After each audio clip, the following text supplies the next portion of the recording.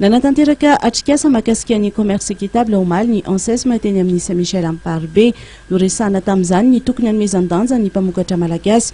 Nanazafa ny tale jeneraly ny varotra ivelany Andry Ravalomanda fa tsy mahazo tombontsoa mihitsy ny mpamokatra malagasy. Ny mpanelanelana sy ny mpanangona no tena mahazo tombony anefa ny 700 eto an-toerana dia mamokatra avokoa.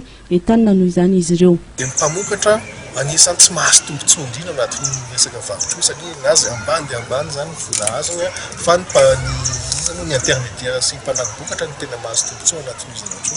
Ao anatin'ny commerce équitable dia ny mpamokatra mihitsy no mahazo tombontsoa bebe kokoa. Ary izay no tiantsika iroso anatin'ny commerce io satria amin'ny edivantsika amin'ny fahantrano dia ireo mpamokatra izay 70% 80% mpona eto Madagasikara no mahazo tombony bebe kokoa. Dia miakatra zany. Nanazava ihany koa ity tompony andraikitra ity mahakasika ny fivoaran'ny varotra iraisam-pirenena efa mijery ny fanajana ny zon'ny mpiasa sy ny fitandrona ny tontolo iainana ny mpanjifa tsy mividy ny vokatra izy ireo raha tsy feno ireo fepetra ireo. Varotra ara-drano zany efa misy tendance vaovao, tsy hoe vaovao fa amin'ny resaka varotra iraisam-pirenena dia efa manomboka miova ny fomba fihetsin'ireo mpanjifa.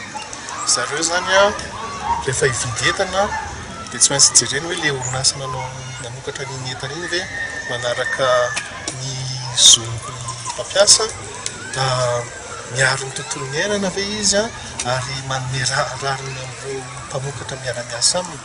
Dia raha tsy manaraka ireo fepetrainy dia tsy mividy ny entana intsony ireo mpanjifa ireo.